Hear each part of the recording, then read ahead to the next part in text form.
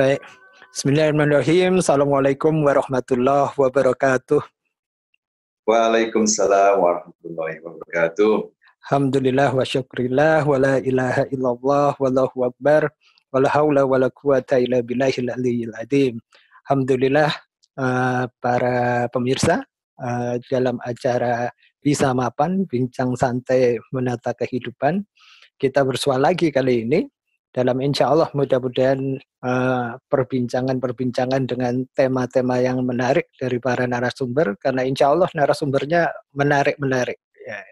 Nah, untuk kali ini seperti biasa kita ingin memberikan berbagi ilmunya Allah, berbagi motivasi, berbagi sharing apa yang menjadi pengalaman dari para narasumber tentang bagaimana sih kita bisa menata kehidupan kita supaya lebih baik, supaya menyikapi kehidupan ini dengan husnudzon, ya, sehingga hidup kita menjadi tenang.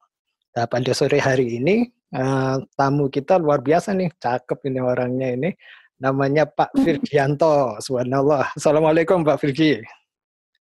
Waalaikumsalam warahmatullahi wabarakatuh, Pak Radit. Alhamdulillah, apa kabar Pak Firgi?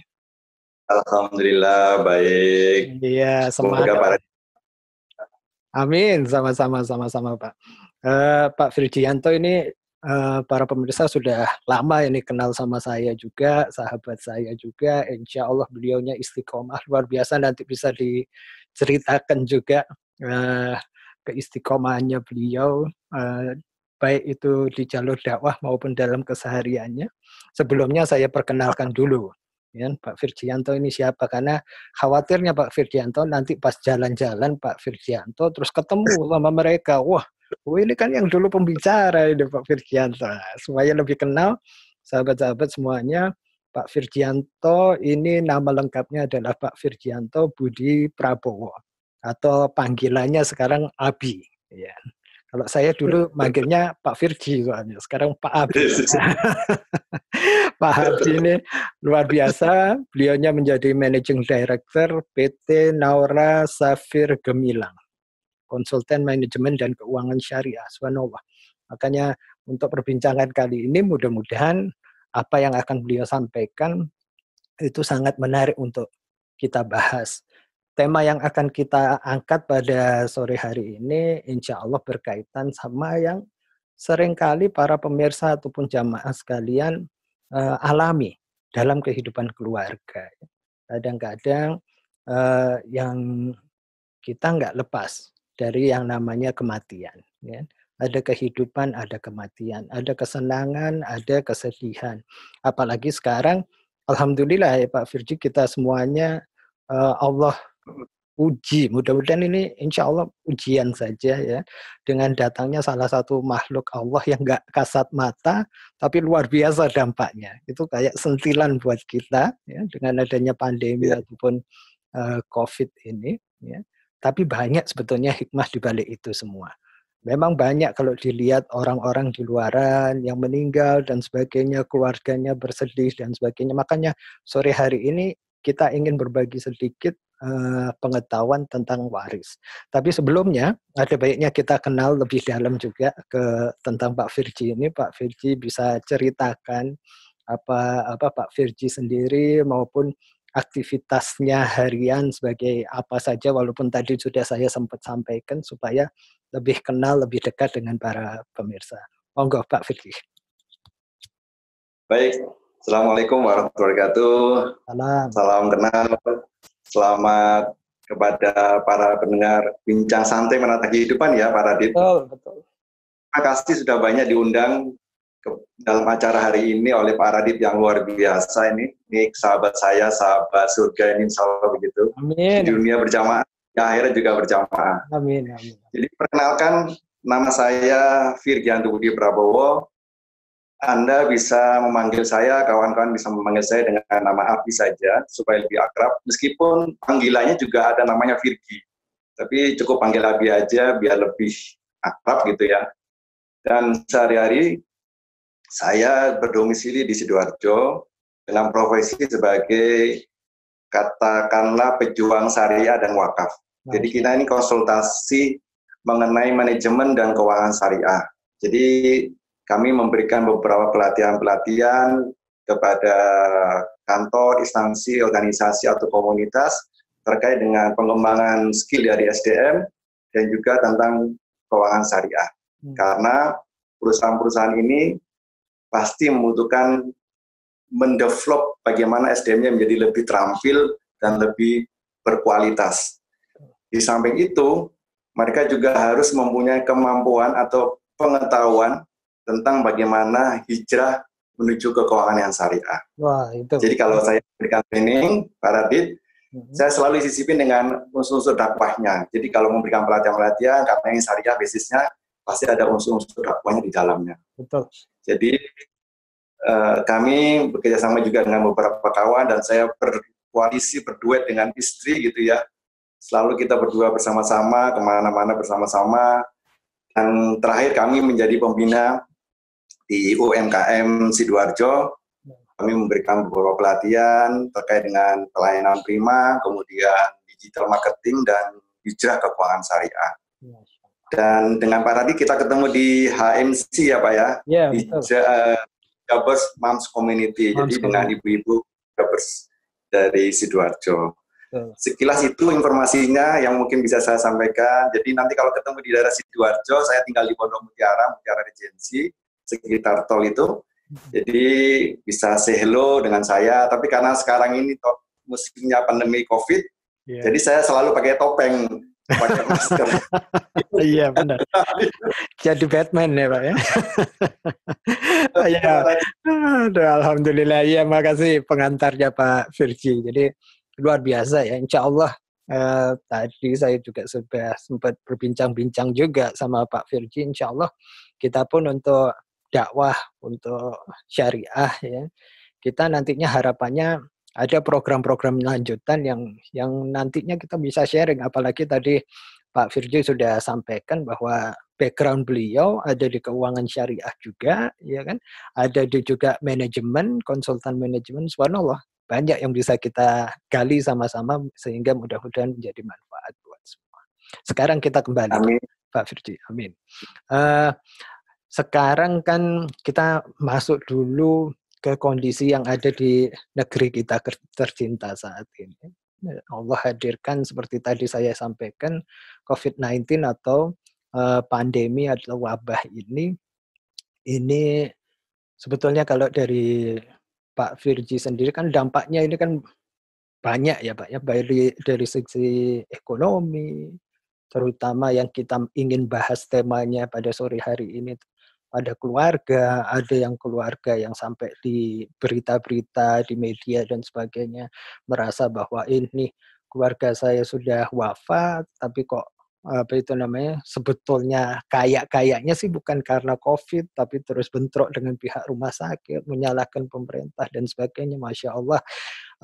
Kalau pandangan dari Pak Virgi dulu, maaf, sebagai pengantar, bagaimana sih Pak menyikapi semua ini? Oke, baik Pak Radit. Kita sekarang ini sedang mengalami suatu proses perubahan ya, perubahan. Dan perubahan itu biasanya sangat tidak disukai oleh siapapun. Karena manusia identik dengan sesuatu yang menyenangkan, comfort zone. Perubahan itulah yang kemudian disikapi oleh pemerintah dengan namanya new normal. Jadi pertanyaannya, apakah yang dulu itu tidak normal? Kan begitu kan? Ataukah yang dulu normal sekarang dibikin lebih normal lagi begitu? Jadi data yang saya terima seminggu yang lalu, jumlah yang terkena COVID itu 30.500, kemudian yang dirawat sekitar 18.800, kemudian yang meninggal 1.800 something, dan yang sembuh 9.900. Itu data yang saya terima di tanggal 6 Juni yang lalu. Sekarang sudah tanggal 18 ya. 18. Jadi sudah beberapa minggu ke depan. Artinya pandemi ini kalau kita sikapin sebenarnya tidak terlalu berbahaya, karena ada penyakit yang lebih berbahaya daripada ini. Gitu. Penyakitnya tentu saja semua orang sudah tahu, yang berhubungan dengan saluran pernapasan pasti semua sudah tahu adalah TBC. Dan COVID-19 ini sebenarnya ingin menjadi terkenal seperti temannya yang namanya Dewa 19. Ya. Iya. Jadi ini ingin menyayangi Dewa 19 gitu. Jadi namanya 19 gitu ya. Coronavirus gitu ya, disease gitu ya. 19 gitu, 2019. Jadi turunannya dari SARS. Jadi kalau kita melihat kondisi saat ini, berarti kita sekarang menuju ke new normal. Jadi kemana-mana kita harus membawa semua perlengkapan yang memadai.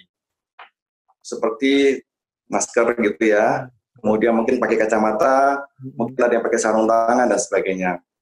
Banyak teman-teman kita, saudara-saudara kita yang berguguran dalam hal ini, misalnya di tenaga kesehatan di beberapa tempat, dan alhamdulillah Sidoarjo, Surabaya, dan Gresik masuk zona hitam. Iya, peringkat 2 lagi. Ya. Jadi kita sudah mengalami beberapa kali gitu ya, sudah beberapa kali PSBB, tapi nyatanya PSBB itu tidak merubah kehidupan masyarakat. Jadi masyarakat ini ternyata terbiasa hidup enak, tetapi tidak terbiasa menyiapkan cara mati enaknya. Nah. Gitu. Kalau dalam bahasa Islam namanya husnul khotimah. Iya, betul. Pada saat kita dalam kondisi yang sehat-sehat saja, normal-normal semua, everything is fine gitu ya, mereka santai gitu ya, karena tidak mau berubah, tidak mau bercuci tangan, tidak mau menjaga jarak, tidak mau menjaga kesehatan. Padahal Islam mengajarkan kebersihan sebagian dari iman dan orang diwajibkan untuk selalu menjaga kesehatannya. Bahkan sebelum sholat kita diwajibkan untuk berwudu, menjaga hadis kecil dan hadis besar. Dengan adanya kondisi ini, mereka pada kebingungan. Yang terbiasa tidak bersih, menjadi harus bersih. Disiplin, dulunya nggak disiplin, pulang dari rumah, pulang dari bekerja, pulang dari bepergian, langsung masuk kamar tidur tanpa cuci tangan, tanpa cuci kaki. Langsung tidur. Sekarang, yang terjadi adalah masuk rumah, dimarahin nih sama istri. Dimarahin sama mamanya. Harus mandi, harus cuci baju, direndam bajunya, cuci tangan, dan sebagainya. Jadi ini banyak perubahan paradigma yang kita bisa terima. Positifnya perubahan-perubahan ini membuat masyarakat sadar akan kesehatan, akan yang paling penting akan kematian. Karena kematian bisa terjadi kapan saja dan kita harus mempersiapkan bekal-bekal untuk kematian itu. Betul. Baik saat sekarang ini maupun akan datang. Iya, benar. Alhamdulillah. Ini pengantar yang luar biasa. Jadi memang sebetulnya kalau kita sebagai umat muslim terutama, kalau kita coba gali lagi ada apa sih hikmah yang ingin disampaikan sama Allah, sebetulnya ya ini tadi sentilan dari Allah bahwa gampangnya saya ini sudah ngasih tahu cara kalian toharoh, bab toharoh itu sudah jelas ya. Kita mau ngadep Allah, bersihin dulu, ya kan. Terus habis itu kita mau bergaul sesama muslim dan sebagainya, hati-hati, jaga jarak, apalagi yang bukan muhrimnya dan sebagainya. Dan ini Allah kasih hikmah atau cara dengan caranya Allah, subhanallah. Makanya kita justru sekarang kalau boleh saya katakan Pak Firji, ini kita dibimbing untuk lebih hidup Islami sebetulnya. Ya. Betul. Benar seperti itu. Nah, sekarang ke topik kita dulu. Wah, menarik ini kalau bicara sama Pak Firji, saya biasa lupa waktu malah. Tentang waris, Pak Firji. Jadi Allah sudah pernah berfirman juga ya, kalau kita bicara tentang waris itu kan panjang lebar ya. Banyak, apalagi belum lagi dikaitkan dengan ini mau lihat dari sisi hukum mana ini, hukum Islam atau hukum yang berlaku di negara ataupun secara adat, kan semuanya macam-macam kalau umpamanya berkaitan sama waris. Walaupun kita semuanya pasti bukan menghindar, tapi pasti akan berharap bahwa jangan sampailah orang yang kita cintai, orang tua kita, anak kita dan sebagainya itu mendahului kita. Tapi Allah pun sebetulnya mau nggak mau, apalagi sekarang banyak kan dengan adanya COVID-19 ini atau pandemi ini yang wafat. Nah, kita ingin ngulas dari sisi yang lain nih. Yang wafat ini biasanya pasti ninggalin ahli waris, ya kan? Seperti itu. Nah, sekarang baiknya bagaimana memperlakukan mereka ini? Kalau dalam bagi muslim, patokannya itu cukup panjang lebar dalam surat An-Nisa, ya. Mulai dari ayat 7 kalau nggak salah, Ada antara lain yang artinya saja saya bacakan itu, bagi laki-laki ada hak bagian dari harta peninggalan kedua orang tuanya dan kerabatnya. Dan bagi perempuan ada hak bagian pula dari harta peninggalan kedua orang tuanya dan kerabatnya. Baik sedikit atau banyak menurut bagian yang telah ditetapkan. Subhanallah. Ya. Jadi di sini mengacu dari sini itu waris itu memang sesuatu yang boleh dikata penting, tapi sebetulnya nggak perlu diperdebatkan, apalagi sampai kalau kita lihat di keseharian banyak yang akhirnya yang disayangkan malah jadi cekcok, malah jadi keluarga yang silaturahimnya baik jadi jauh dan sebagainya. Nah sekarang tentang waris, Pak Virgi, monggo disampaikan apa yang menjadi pencerahan buat kita semuanya sehingga kita paling enggak menjadi mawas diri. Monggo silahkan. Oke, baik, terima kasih Pak Radit. Sebelum kita berbicara tentang waris, kita harus paham dulu tentang fase-fase kehidupan ya.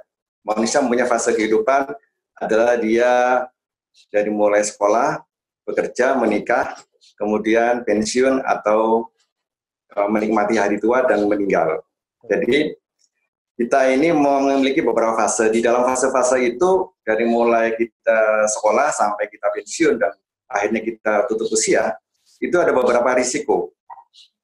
Risiko namanya risiko kehidupan. Yang pertama adalah sakit. Nah ini sakit nih, pasti nih. Manusia pasti akan diberikan sebuah cobaan yang namanya sakit. Karena sakit ini bisa juga sebagai cara untuk menggugurkan dosa. Yang kedua adalah kita ini hidup terlalu lama. Gitu. Yang ketiga risikonya adalah kecelakaan. Nah, manusia zaman sekarang ini hidupnya lebih banyak di jalan. Iya. Di jalan. Coba dihitung seperti kota Jakarta dan Surabaya berapa jam mereka melewati masa hidupnya di jalan. Risiko kecelakaan itu bisa terjadi di jalan dan di mana saja, meskipun itu di rumah atau di kantor. Jadi risiko-risiko ini kemudian salah satunya lagi, tambahan lagi adalah cacat.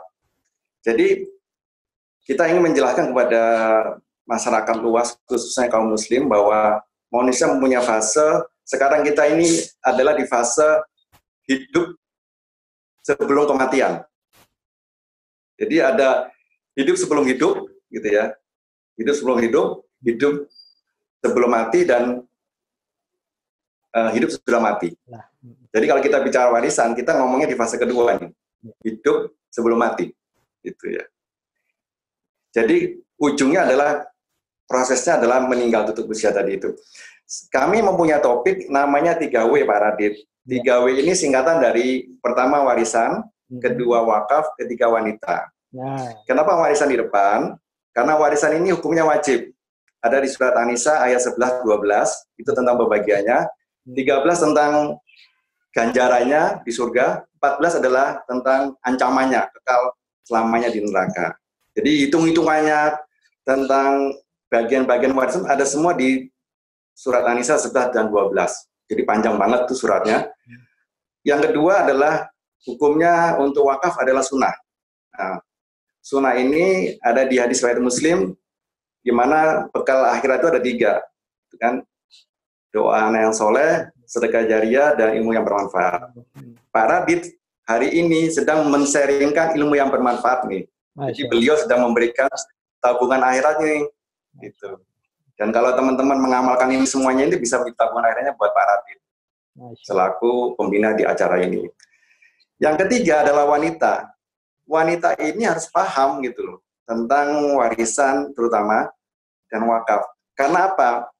Kondisi utama sekarang ini kehidupan wanita lebih panjang. Jadi wanita ini akan membawa banyak problem-problem yang akan ditinggal oleh suaminya. Jadi begitu suaminya meninggal, beliau ini almarhum atau si fulan ini akan meninggalkan warisan. Sementara di Quran dijelaskan, kita tidak boleh meninggalkan generasi yang lemah. Iya. Yang namanya hutang ini terjadi karena maraknya riba, Pak Radit. Yeah. Orang tidak bisa hidup nyaman dan tenang kalau nggak pakai riba. nggak bisa beli rumah gitu ya, nggak bisa beli mobil, nggak bisa beli jam, handphone gitu ya. Dari mulai ujung kepala sampai ujung kaki itu semuanya tiba. Jadi kalau meninggal pasti ninggalin hutang gitu kan. Berarti warisannya warisan hutang, bukan warisan harta gitu. Jadinya kasihan karena hutang itu menjadi beban ahli warisnya. Ahli warisnya siapa? Ya keluarga inti terutama dari pasangan dan anak. Yang dimaksud warisan sebenarnya ini adalah warisan harta. Harta benda yang memang bisa didistribusikan dan surplus nilainya. Kalau harta bendanya minus, itu namanya hutang, bukan warisan. Iya, betul. Jadi kita mau meninggalkan dalam bentuk warisan yang nyata, itu tadi harta, yang surplus dan bisa didistribusikan kepada ahli warisnya, dan warisan yang sifatnya tidak nyata. Itu namanya adalah ilmu yang bermanfaat. Kalau sudah menjadi ilmu yang bermanfaat, ahli waris akan menjadi anak yang soleh dan soleha. Seperti itu. Tapi yang kita bicarakan di sini nanti, bagian pertamanya adalah warisan yang bersifat harta. Dan warisan ini diatur dalam hukum faraid. Jadi pembagian antara laki-laki dan perempuan itu akan berbeda. Dan jangan pernah sombong para ibu-ibu, para wanita, karena bagian Anda itu kecil banget. Lebih kecil daripada anak Anda sendiri. Dan lebih kecil daripada ibu mertua Anda. Masya Allah. Anda hanya 1/8. Jadi ibu-ibu harus paham nih. Gitu. Maksudnya kalau suami saya meninggal, harta saya yang saya dapatkan warisannya itu cuma 1/8 gitu. Sementara ibu kandung suami atau ibu mertua saya itu nilainya 1/6. Gitu. 1/6 dengan 1/8 lebih tinggi 1/6. Iya, betul. Anak-anak saya, lebih gede lagi kalau dia laki-laki begitu. Jadi Anda harus paham itu. Dan hukum waris ini di Indonesia, ini Pak Radit, kita mengenal ada beberapa hukum. Tadi Pak Radit tanya, ada hukum adat, ada hukum perdata dan hukum Islam, kompilasi hukum Islam.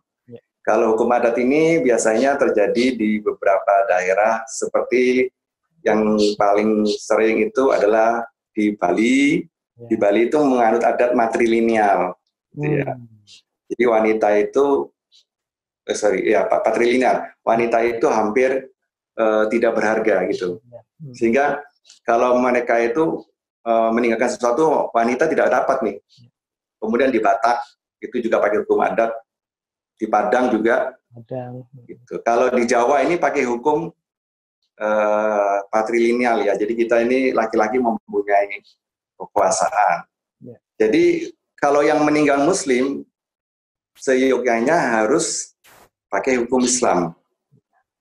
Dan di KUA Pak Radit, masalah warisan ini itu menduduki peringkat kedua setelah masalah sengketa perkawinan. Oh, ini menarik nih. Ini. Jadi kalau ibu-ibu, bapak-bapak, siapapun main-main ke KUA, itu belum tentu bicara mengenai perceraian, sengketa perkawinan, dan lain sebagainya. Bisa jadi mengurusi waris. Gitu. Sehingga kita perlu persiapan. Itu problemnya. Jadi para wanita sebaiknya harus banyak belajar, karena hukum waris ini wajib dan harus banyak dipelajari oleh wanita, karena wanita ini akan ditinggal oleh suami. Jadi kita punya istri Pak Radit harus paham tentang itu. Kalau bisa dibuat simulasinya, harta saya berapa, hutang saya berapa, gitu ya. Nanti kira-kira berapa yang akan dibagi. Terus yang kedua, mengenai warisan, tolong para suami, nanti para pendengar yang berwujud laki-laki gitu ya, wajib mendeklar semua harta Anda secara bersih, jujur, dan jelas kepada istri Anda. Jadi Anda harus menceritakan semua harta Anda itu secara jelas, jujur, dan transparan, supaya bila mana kita meninggal duluan, istri selaku ahli waris bisa mengetahui dengan jelas di mana harta-harta itu. Dalam bentuk apa? Properti, tabungan, deposito, atau yang lain. Kemudian hutangnya kepada siapa aja. Apakah ada catatannya dan sebagainya, sehingga dengan demikian meminimalisasi persengketaan atau konflik di kemudian hari. Karena seringkali terjadi si fulan meninggal, tiba-tiba ada yang lagi nih. Iya, betul. Almarhum punya hutang sama saya gitu, tapi nggak ada surat menyuratnya dan sebagainya. Atau tiba-tiba rumahnya dibeslah sama bank karena menjadi hutang dagang. Jadi istrinya harus pergi ke tempat lain. Nah itu untuk para pria kewajibannya memberikan declare, mendeklarasikan, menyampaikan semua simpanannya. Simpanan nih Pak ya, bukan simpenan ya Pak ya. Beda. Beda ya, simpanan. Kalau simpanan beda nih. Kalau wanita setelah diterima informasinya dia harus belajar nih. Nanti saya akan membagi sekian-sekian. Itu langkah awalnya begitu dulu. Nanti setelah itu saya kasih tips-tipsnya. Gitu Pak Radit. Ya, alhamdulillah. Jadi ini udah lebih jelas dan memang sebetulnya kalau umpamanya kita mau kupas tuntas nggak cukup cuman sore hari ini aja. Makanya insya Allah nanti kita sambung nanti di beberapa episode yang akan datang sehingga lebih mafhum, lebih paham lagi umat terutama bahwa itu tadi menarik sekali yang disampaikan sama Pak Abi atau Pak Firji. Ternyata bagian istri itu hanya 1/8 dari harta peninggalan atau warisan dari suaminya.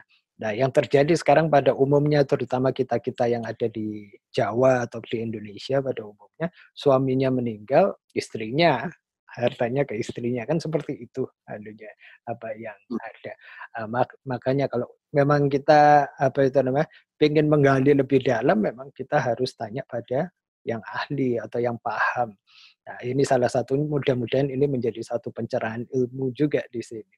Nah, terus kemudian demikian juga kalau umpamanya saya ambil, saya nukil satu cerita lagi dari hadis, insya Allah hadis Bukhari dan hadis Muslim, itu pada saat itu ada sahabatnya Rasulullah yang sakit keras waktu itu, Sa'ad bin Abi Waqqas, ya, radhiyallahu anhu.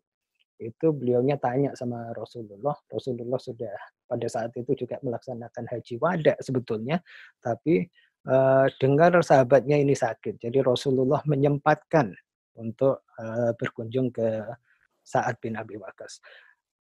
Waktu itu Sa'ad bertanya, "Ya Rasulullah, ini saya sepertinya sakitnya sakit yang keras, saya nggak akan selamat nantinya setelah sakit ini.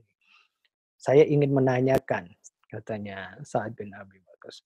"Saya, istri sudah nggak ada, yang ada hanya ahli waris saya seorang putri semata wayang," katanya sahabat Rasulullah. Terus ditanya, "Ya Rasul, untuk supaya saya lebih tenang lagi hidupnya di kehidupan akhirat, apakah boleh bila mana nanti saya sedekahkan harta saya?" Kebetulan Sa'ad bin Abi Waqqas ini kan kaya orangnya. 2/3 harta saya sedekahkan. Ya. Terus kemudian Rasulullah menjawab apa? Rasulullah menjawab tidak, jangan atau tidak. Terus kemudian sahabat Rasulullah bertanya lagi, bagaimana kalau separuhnya ya Rasulullah? Rasulullah menjawab lagi, tidak. Ya. Terus kemudian bertanya lagi sahabatnya ini, bagaimana kalau sepertiganya? Dan Rasulullah SAW menjawab, sepertiga itu sebetulnya banyak. Sesungguhnya jika kamu meninggalkan ahli warismu kaya, itu jauh lebih baik daripada kamu meninggalkan mereka dalam keadaan miskin, sehingga mereka terpaksa meminta-minta pada masyarakat. Masya Allah. Ini hadis yang luar biasa, ya, kisah dari Rasulullah yang mudah-mudahan menjadi tauladan juga, bahwa waris itu penting. Nah, ini sekarang kita nyambung lagi ke Pak Firji untuk lanjutan dari perbincangan kita sore hari ini. Kira-kira pertama, menyikapi kebiasaan kondisi yang ada di masyarakat kita seperti apa. Mungkin Pak Firji karena juga kesehariannya saya paham juga selalu berupaya untuk mensosialisasi ilmu tentang waris ini. Mungkin temuan-temuan saat jumpa sama jamaah atau masyarakat pasti ada pro dan kontra kan masalah ini. Monggo Pak Firji dilanjut. Baik. Ada beberapa yang ingin saya sampaikan dari kisah selama kita di lapangan ya. Jadi yang paling sering terjadi para keluarga di lapangan, keluarga-keluarga Muslim terutama ini tidak lengkap dokumen. Jadi begini, keluarga ini tidak tertib administrasi. Jadi yang namanya KTP, surat-surat berharga, ijazah dan sebagainya itu tidak disimpan dalam satu tempat yang benar dan aman gitu. Jadi kalau ternyata mereka membutuhkan sesuatu, pasti bingung. Kita ini hidup di negara yang birokratis gitu ya. Bikin surat aja udah setengah mati gitu. Apalagi sekarang namanya surat izin keluar masuk gitu, SIKM gitu. Itu kan kalau kita mau pergi ke sana, Jakarta atau ke beberapa tempat. Lah kalau di warisan ini, temuan-temuan yang kita sering alami, mereka kurang lengkap dokumennya. Jadi pada saat nanti mengalami suatu persoalan, dokumen itu tidak ada. Gitu. Dokumen yang paling sering harus dilengkapi adalah yang pertama, ya pasti jati diri dari pihak yang meninggal, misalnya KTP, ijazah gitu ya. Itu yang penting. Kemudian kalau berhubungan dengan harta benda, ya surat-surat propertinya, surat-surat kendaraannya. Selama ini mohon maaf Pak Radit, banyak orang yang memiliki sesuatu, menikmati sesuatu, rumah dan mobil, tapi dia tidak memiliki suratnya. Ah, benar. Kemana suratnya itu? Suratnya lagi disekolahin. Lagi sekolah dulu ya? Lagi sekolah S1, 2, M3 gitu ya. Jadi dia nggak mau kalah sama S Samsung, karena S Samsung sudah pakai S20. Iya, betul. Jadi ibu ini tinggal di rumah gedong gitu ya. Tapi begitu suaminya meninggal, suratnya nggak ada. Ternyata setelah diselidiki, suratnya ada di bank. Dan ternyata almarhum ini punya hutang 10 miliar. Gitu. Dengan jaminan surat rumah tadi itu. Jadi rumahnya dibeslah, ibunya pergi. Yang kedua, ibu ini atau anak ini kemana-mana pakai mobil mewah. Misalnya Fortuner atau pakai Jazz gitu ya. Tapi BPKB-nya nggak ada. Artinya cuma STNK. Gitu. BPKB-nya kemana? Karena masih kredit dengan leasing. Gitu. Karena orang kalau nggak beli kredit, nanti istrinya ngomel. Itu tetangga sebelah udah beli Jazz loh Pak Radit. Kapan kita beli mobil nih? Gitu kan. Karena mobilnya udah 3. Kita mobil 1 udah jelek Pak Radit gitu. Iya, betul. Gitu ya. Udah 10 tahun usianya. Nah, itu seperti itu. Yang ketiga, semua orang pasti punya tabungan di bank ya. Deposito tabungan, terutama tabungan. Kalau kita pergi ke bank, kita sendiri nih Pak Radit nih pengalaman. Kita pergi ke bank ngambil uang, tapi nggak pakai ATM nih. Kita ke teller gitu. Pasti tellernya nggak akan kasih. Karena yang pertama, Bapak kan punya ATM. Gitu. Ambil aja di ATM. Gitu. Karena kita ngambilnya di bawah 10 juta gitu ya. Kemudian yang kedua, kalau Bapak nggak punya ATM, bikin surat keterangan kehilangan, Pak. Ke kantor polisi, nanti kita bantu untuk dibikinkan ATM berikutnya, pengganti. Gitu ya. Yang kedua, buku tabungannya harus dibawa. Kalau nggak bawa buku tabungan, dia juga akan terima. Gitu. Padahal yang datang kita sendiri nih, yang datang nih. Yang ketiga, KTP juga harus dibawa. Gitu. Jadi kemana-mana harus bawa KTP, tabungan, sama ATM. Gitu. Kalau nggak ada itu nggak bisa dibawa. Nggak bisa diambil uangnya. Ini kita sendiri yang ngambil, yang kita masih hidup. Gimana ceritanya kalau yang ngambil itu almarhum, si Fulan, suami dari seseorang, atau istri dari seseorang. Dia udah nggak ada. Banknya kemudian akan bersikeras mengamankan dana itu, karena dana itu menjadi dana tak bertuan. Ya, dana tak bertuan. Sehingga dengan demikian harus diamankan. Tapi sebelum itu, Pak Radit, saya mau cerita sebelum flashback ke belakang ya. Ini kan problemnya nih. Jadi pada saat kita ini menikah, suami istri gitu ya, itu kita ada namanya sebelum menikah ada harta bawaan sama harta perolehan. Jadi sebelum menikah ini ada namanya harta bawaan sama harta perolehan. Jadi harta yang didapat, yang diterima pada saat sebelum menikah. Bagi sebagian besar orang, pada saat menikah mereka bikin surat pisah harta. Gitu. Ini yang terjadi di beberapa artis terkenal kita. Si Neno Barak ya, siapa yang menikah dengan Neno Barak itu? Neno Barak. Ini. Ya, betul. Nah, Neno Barak, Syahrini itu sama Neno Barak itu kan sama-sama duitnya banyak nih, sama-sama terkenal.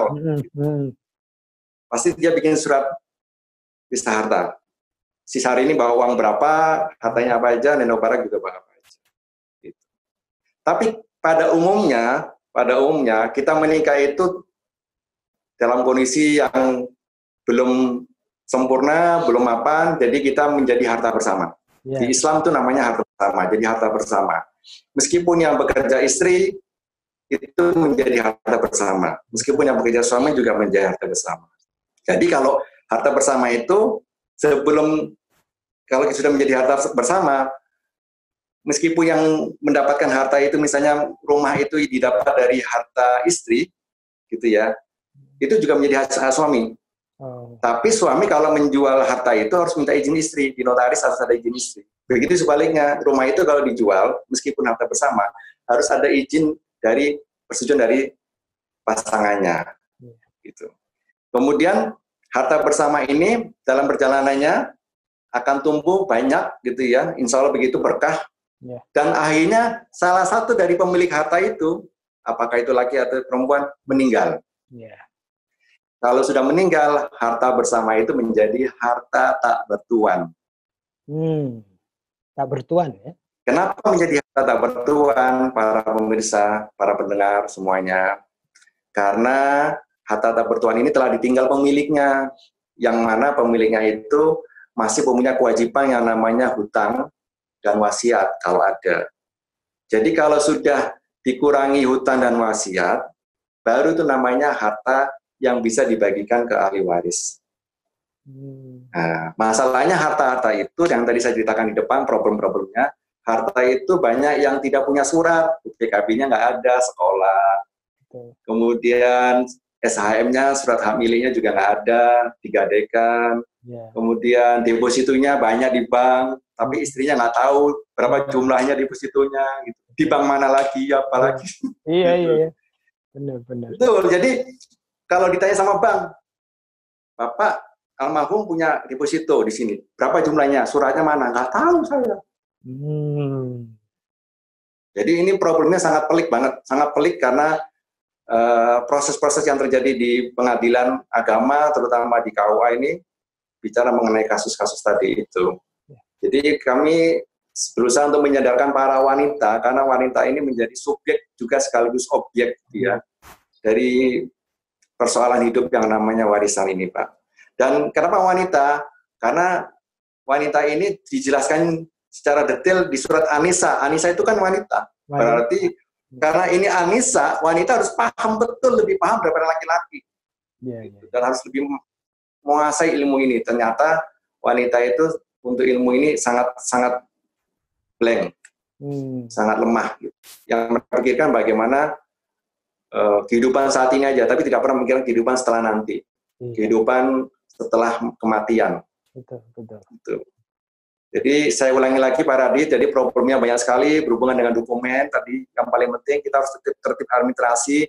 Kalau Anda pernah kebakaran, pernah kebanjiran, ya itu mungkin nanti bisa diurus pelan-pelan karena dokumen pada hilang. Tapi selama Anda tidak pernah kebakaran, kebanjiran, saya pastikan dokumen itu harus lengkap.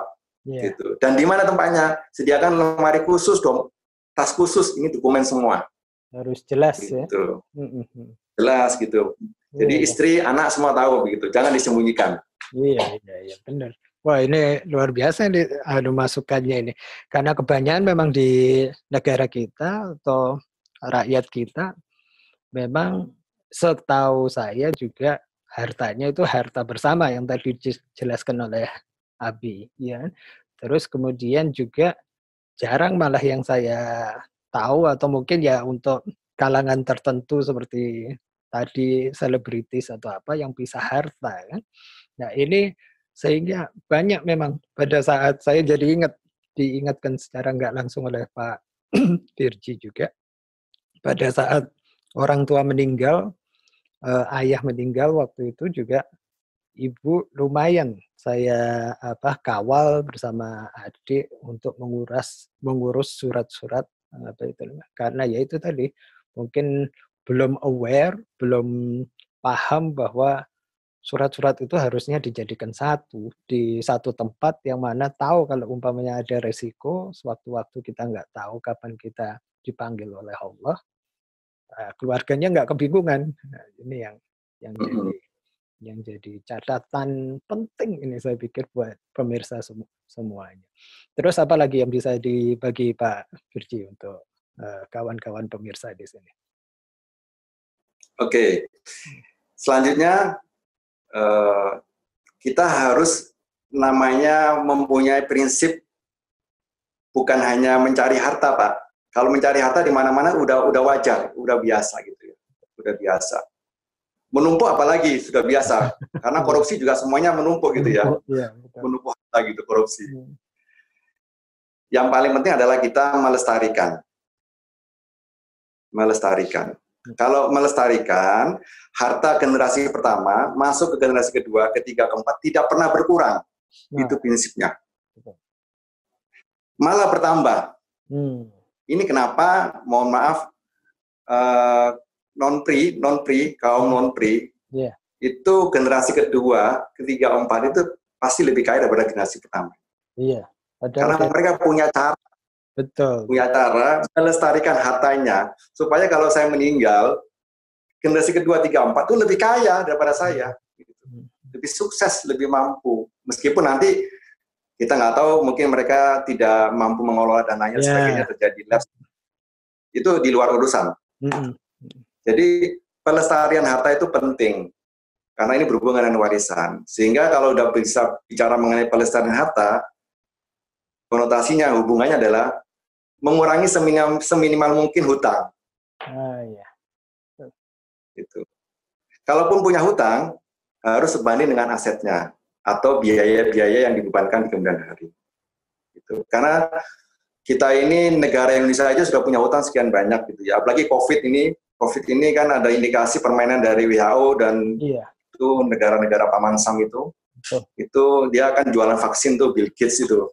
Jadi kita harus membeli vaksin dengan sekian banyak dan nanti akan dibebankan kepada masyarakat Indonesia.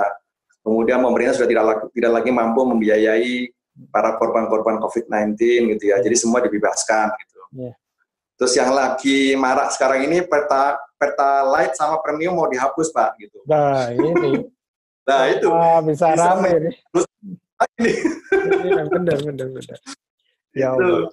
Jadi problemnya ini banyak sekali. Jadi tapi kita nggak boleh berkecil hati. Yang paling penting sekarang kita masih ada kesehatan. Ayo kita pakai tabungan akhirat yang namanya ilmu yang bermanfaat. Ayo dong belajar. Kita punya handphone, kita punya gadget, belajar ilmu-ilmu itu dari banyak hal. Pulsanya jangan dibuat TikTok, ya Pak ya. Sekarang trennya itu ya TikTok. Itu jangan dibuat vlog-vlog yang nggak penting gitu ya. Tapi ayo belajar warisnya di mana gitu. Nanti Abi ajarin bagaimana membaca warisan dan membaginya karena ada aplikasinya itu. Jadi tinggal masukin aja. Bagus tuh. Tinggal masukin aja anggota keluarganya yang meninggal siapa gitu. Nanti dia punya orang tua, punya kakek, punya nenek dan sebagainya. Tinggal dimasukin aja sama jumlah uangnya keluar. Langsung. Wah, itu solusi itu. Ada aplikasinya dan itu gratis ada di handphone. Nah, yang punya handphone pasti nggak pernah tahu itu. Iya. Nggak pernah buka-buka. Yang dibuka aplikasi TikTok. Gitu. Iya. Astagfirullah. Jadi nanti TikTok yang hubungannya warisan, Pak, gitu ya. Iya, benar. Bisa itu. Nah, itu nanti materi selanjutnya menarik nih. Jadi itu aplikasi ini kalau saya tangkap gambaran dari Abi tadi berarti secara Islami perhitungannya nanti ada misalnya harta dari seseorang yang katakanlah meninggal dan sebagainya berapa sudah langsung terbagi di aplikasi itu perhitungannya. Gitu ya Pak Virji ya?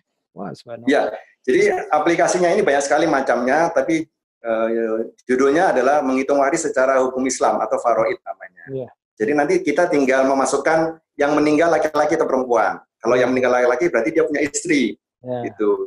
Jumlah istrinya nanti ditulis. Kalau istrinya lebih dari satu, tulis saja 2, 3 gitu ya misalnya. Terus nanti dia punya anak berapa? Apakah yang meninggal almarhum ini punya orang tua apa tidak? Nanti kemudian terpecah itu nanti uangnya.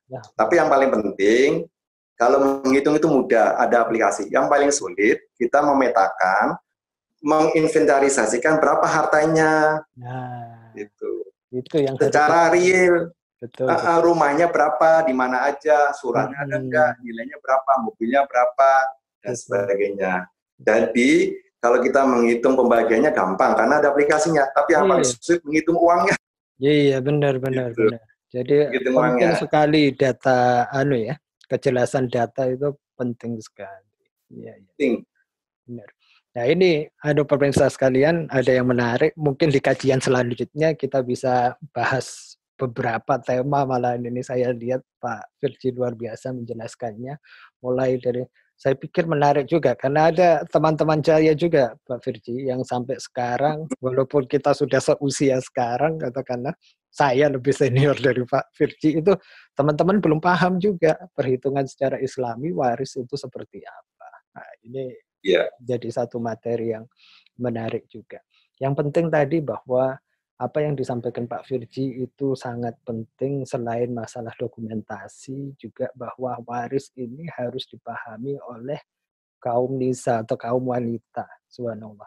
Karena ini yang kadang-kadang malah akhirnya mereka yang terzolimi atau akhirnya merasa dirugikan karena mereka nggak paham selama ini menikah ya sudah menikah manut aja sama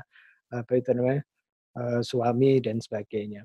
Nah sekarang mungkin sedikit gambaran sebelum menjelang akhir ini Pak Virgi bisa kasih pemaparan. Mungkin tadi kan ada kasus menarik. Jadi dari kasus misalnya saja harta bersama ataupun pisah harta. Sebetulnya kalau dari pengalaman Pak Virgi sendiri itu yang lebih lebih gampang atau lebih baik yang mana ya Pak ya? Atau secara Islami mungkin dari pengalaman Pak Virgi sendiri yang mana yang lebih baik? Iya. Jadi memang di dalam keluarga masa kini, zaman now ini sudah banyak mengenal yang namanya pisah harta. Bahkan pisah harta ini bisa dilakukan setelah menikah, Pak Radit. Jadi undang-undangnya atau hukumnya boleh. Gitu. Dulunya pisah harta itu sebelum menikah, tapi setelah menikah mereka bisa bikin surat pisah harta dibawa ke notaris dan pengadilan. Gitu. Dan banyak beberapa selebritis orang terkenal melakukan hal seperti itu. Tapi saya pribadi, dan saya harapkan ini juga sesuai dengan syariat gitu ya, Islam tidak mengenal harta tadi itu, harta pisah harta. Yang kita kenal adalah harta bersama. Betul. Tidak peduli siapa yang bekerja, siapa yang mencari rezeki, karena setelah menikah itu rezeki bersama. Siapa tahu rezeki itu dititipkan kepada istrinya, dititipkan kepada anaknya, kepada suaminya, sehingga dengan pernikahan itu membuat rezeki bertambah banyak. Gitu. Banyak. Jadi apa yang didapat setelah pernikahan itulah yang nanti akan kita coba kembangkan sesuatu yang sifatnya lebih baik, lebih bermanfaat untuk umat. Dan yang paling penting, jangan lupa kita harus banyak belajar karena ilmu itu paling penting untuk bisa membantu kita menuju surganya. Betul. Makanya Pak Radit memberikan acara sore hari ini itu luar biasa nih. Gitu, menuju sebuah keilmuan yang orang belum paham, dan tema yang diambil ini juga mungkin belum banyak orang yang tahu dan mengerti gitu Pak Radit. Iya benar. Jadi mudah-mudahan yang penting harta bersama dan hartanya betul-betul halal gitu ya. Terus kemudian menjauhi riba, sehingga nanti setelah itu prosesnya lebih mudah untuk menuju ke surganya. Karena proses harta ini kan nanti hitungannya dua, didapat dari mana, untuk apa. Betul. Dan itu ceritanya yang satu kapak itu bisa 40 hari, 40 malam tuh belum selesai, hanya gara-gara menceritakan malaikatnya bertanya mengenai satu kapak gitu. Iya. Betul. Ya, saya mungkin beberapa sudah pernah dengar, jadi saya kasih flashback aja. Jadi ada namanya orang kaya di desa itu, yang sangat kayanya itu bahkan pada saat dia meninggal, dia bilang begini, siapa yang mau uang kami, siapa yang mau mendapatkan warisan dari kami, dia harus mau tidur menemani saya selama 40 hari. Kemudian orang kaya di desa ini meninggal. Ada satu orang yang berani melakukan itu yang namanya tukang kapak. Jadi dia tiap hari tugasnya menebang pohon. Jadi dia tidur di situ, pada malam pertama datang malaikat. Ditanya kapaknya itu, gitu. Tanya kapaknya, dari mana kamu dapat kapaknya? Cerita. Pertanyaannya belum selesai, datang hari kedua juga. Tanya lagi, gitu. Jadi 20 hari pertama, dapat dari mana kapaknya? 20 hari terakhir, untuk apa kapaknya? Gitu. Sampai 40 hari, kemudian dia keluar, gitu ya. Dia keluar, gitu. Itu semua pada tepuk tangan, gitu. Ore, Bapak ini luar biasa 40 hari bertahan di dalam kubur, menemani seorang saudagar kaya dan dia berhak mendapat warisannya. Tapi begitu keluar, si tukang kapak ini, petani ini, kemudian mengatakan yang sebaliknya, saya tidak mau harta banyak, satu kapak aja 40 hari belum selesai pertanyaannya. Apalagi iya benar. Iya benar. dia keluar nggak mau dapetin harta gitu, karena 40 hari tanyanya macam-macam gitu loh. Cuman masalah kapak gitu. Aja 40 hari. Ya, satu aja itu. Nah itulah, jadi kita ini kalau Anda yang ibu-ibu tidak membagi harta dengan benar, adil dan sebagainya, Anda mendolimi anak Anda sendiri. Ingat, anak Anda itu anak yatim. Ingat ya Bu ya, anak Anda itu anak yatim. Kalau Anda tidak membagi dengan benar dan baik, Anda mendolimi anak Anda sendiri. Dan hukumnya di ayat An-Nisa ayat 14, kekal abadi selamanya di neraka. Gimana Bu? Nggak bisa pindah ke surga akhirnya nanti. Iya, benar. Masya Allah. Itu, karena Anda anak yatim loh Bu. Yang Anda, apalagi anak yatim itu, anak yatim kalau dia belum akil balik ya, kalau sudah akil balik bukan anak yatim loh Pak. Ya, itu perlu itu. Jadi supaya diketahui. Perlu ya, jadi jangan sampai ibu-ibu yang punya anak belum akil balik, masih di bawah umur 17, masih sekolah SD gitu ya, SMP gitu ya. Jadi ibu jangan memakan harta mereka Bu. Ya. Jadi karena mentang-mentang itu adalah Anda itu orang tua kandung gitu ya. Ya semua diambil sama Anda sendiri gitu. Iya benar. Wah itu penting tuh. Jadi anak yatim itu mungkin konotasi sebagian mayoritas masyarakat sekarang itu adalah mungkin orang lain. Ini yang jadi hikmah. Sebetulnya anak yatim adalah anak dari peninggalan ibu dan suami yang mana ayahnya sudah meninggal. Itu yatim juga. Dan itu diulas begitu banyak di Quran. Dan insya Allah ini jadi catatan atau pengingat yang penting ini dari Pak Firji nih. Jangan hanya lihat anak yatim itu sebagai anak orang lain, tapi juga dari anak kita sendiri yang mungkin, naudzubillah min dzalik, semuanya juga nggak minta, tapi mungkin ditinggal wafat oleh bapaknya atau ayahnya. Subhanallah. Wah luar biasa ini Pak Firji. Banyak ini catatan-catatan yang bisa berkembang jadi episode tersendiri. Masya Allah. Luar biasa. Baik Pak Firji, ini karena waktu juga untuk yang kita sudah menjelang akhir sesi, mungkin ada secara kesimpulan atau tips sedikit-sedikit lagi bagi para pemirsa yang jelas pemirsa sekalian ya. Sebetulnya saya sudah bicara juga sama Pak Firji, ada hal-hal yang bisa kita lakukan, terutama ini kan Pak Firji ngasih catatan buat kaum hawa atau kaum wanita ya, bagaimana caranya untuk memperlakukan waris dan harus dipahami waris itu seperti apa. Tapi ada juga kalau merasa wah ini saya nantinya bagiannya sedikit dan sebagainya, bagaimana? Tunggu episode selanjutnya bersama Pak Firji. Seperti itu. Untuk yang terakhir ini Pak Firji, monggo mungkin dikasih kesimpulan resume atau tips-tips singkat aja mengenai materi bahasan kita sore hari ini sehingga menjadi lebih jelas buat para pemirsa. Silakan. Baik, terima kasih. Jadi Abi bisa menyimpulkan secara singkat kepada para pemirsa sekalian yang ada di mana saja. Kita harus paham tentang 3W tadi itu ya, warisan, wakaf, dan wanita. Pada episode kali ini, kami berdua membicarakan mengenai warisan dan wanita. Artinya apa? Kita harus memisahkan sejak dini warisan, karena warisan terbagi menjadi dua, warisan dalam bentuk harta benda, dan warisan dalam bentuk ilmu, atau tidak nyata. Dan ini semua bisa menjadi kelangsungan hidup untuk generasi kita berikutnya. Kalau Anda sayang keluarga, Anda sayang dengan generasi berikutnya, cobalah Anda mulai menata diri dengan cara seperti ini.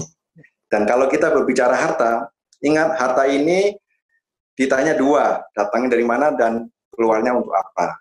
Jadi banyak orang bersengketa karena harta, tidak mengenal istri, tidak mengenal saudara kandung, tidak mengenal ayah ibu, bahkan banyak di pengadilan kasus-kasus itu orang tua dipidanakan. hanya gara-gara berebut warisan. Benar, Yang sudah nenek-nenek, sudah bapak-bapak, kakek-kakek diusir dari rumah hanya karena anaknya berebut harta.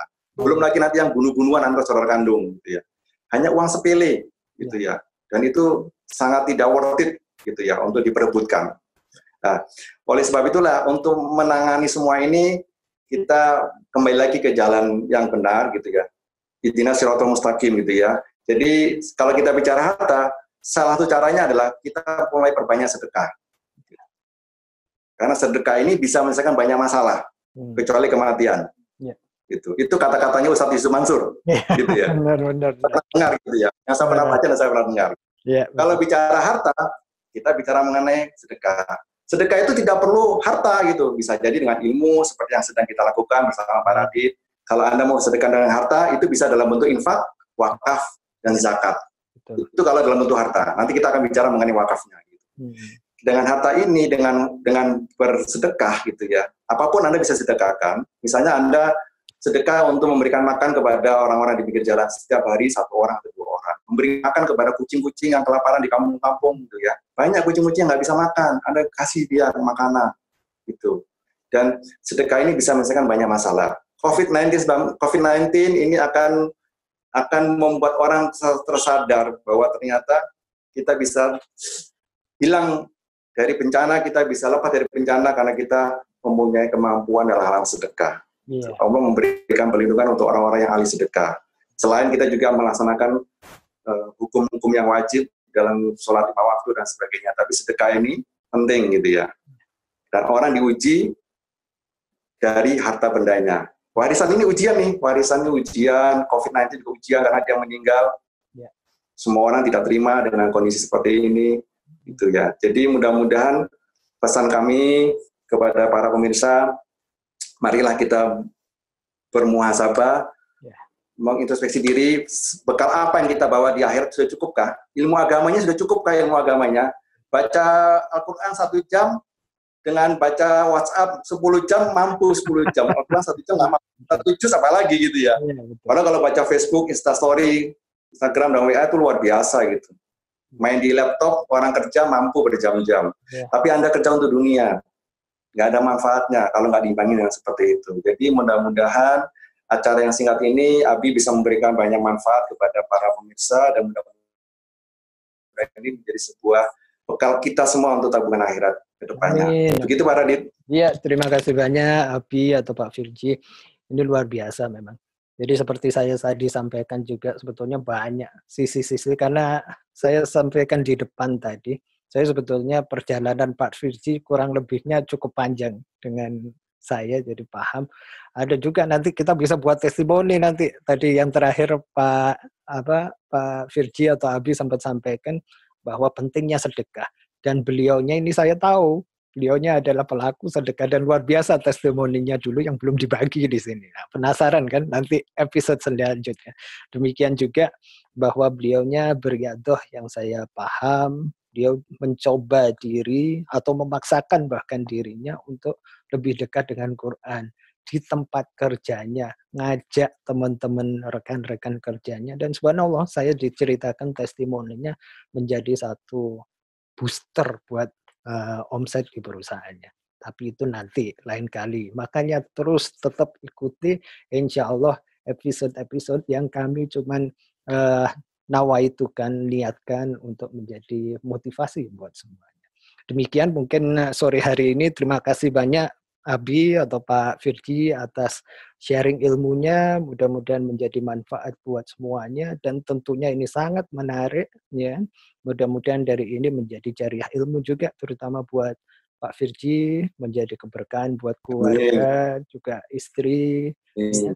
Terus kemudian juga tentunya di masa sekarang ini kita harus saling mendoakan, mudah-mudahan sehat selalu Pak Firji dan keluarga. Demikian para pemirsa sekalian dari program Bisa Mapan, Bincang Santai Menata Kehidupan. Mudah-mudahan manfaat dan saya yakin insya Allah ini ilmu yang sangat manfaat. Kita ketemu lagi di episode selanjutnya yang insya Allah juga menarik dan manfaat. Billahi taufiq wal hidayah. Wassalamualaikum warahmatullahi wabarakatuh. Waalaikumsalam warahmatullahi wabarakatuh.